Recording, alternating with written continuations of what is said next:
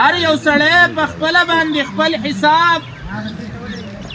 دا دې وکړي او مرګ دې په ځان باندې وګڼي که ژوند جوړول غواړي که خپله زندګي جوړول غواړي دا مرګ به په خپل رور نه ګڼي دا به په ځان باندې وګڼي چې زه به وفات کېدو والا یم. دا د مټې تحصیل کوزې درشخېلې برپلو مولیانو هدیره ده چېرته چې د کلي ځوانان د کلي د مشر مولوي صاحب د فرزند محمد حلیم مولوي صاحب قبر تیاروي چا چې بیګا د مختصر ناروغۍ وروستو خپلې سترګې د همیشه لپاره پټې کړي او د دې دنیا نه خدای په اماني کړې ده. د مولانا محمد حلیم د جنازې منځ د کوزې درشخېلې په کوز پلو جنازو جماعت کې ترسره شوی چې پکې د کوزې درشخېلې کلي بری درشخېلې بېدرې او مټې تحصیل د بېلابېلو کلو څخه سیاسي سماجي او مذهبي شخصیاتو او معززین علاقه په لویه شمېره کې ګډون کړی. له جنازې څخه وړاندې راغلو خلکو د ارواخان محمد حلیم آخري دیدار لپاره په قطارونو کې ودرېدلي وو. ارواخان محمد حلیم په خپله پلرنۍ هدیره کې د کلیوالو او خپلوانو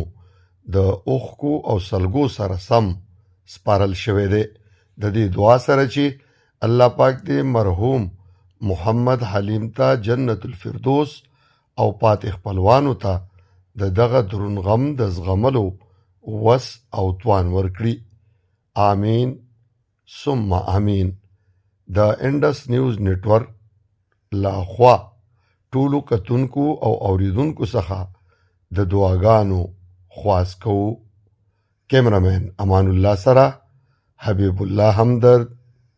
انډس نیوز نیټورک، مټا سوات.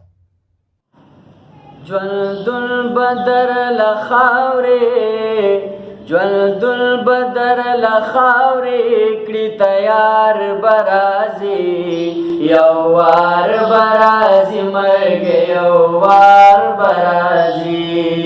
یو وار برازي مرګ یو وار برازي ژوندون بدر لخاورې ژوندون بدر لخاورې کړي تیار برازي یو وار برازي مرګ یو وار برازي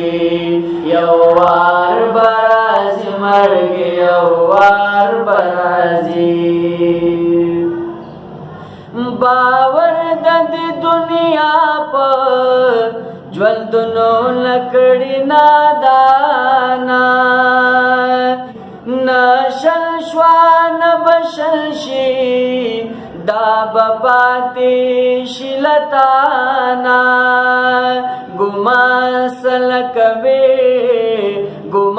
سلکوی چی پقلار برازی یو وار برازی مرگ یو وار برازی یو وار برازی مرگ یو وار برازی ژوندون بدر لخاورې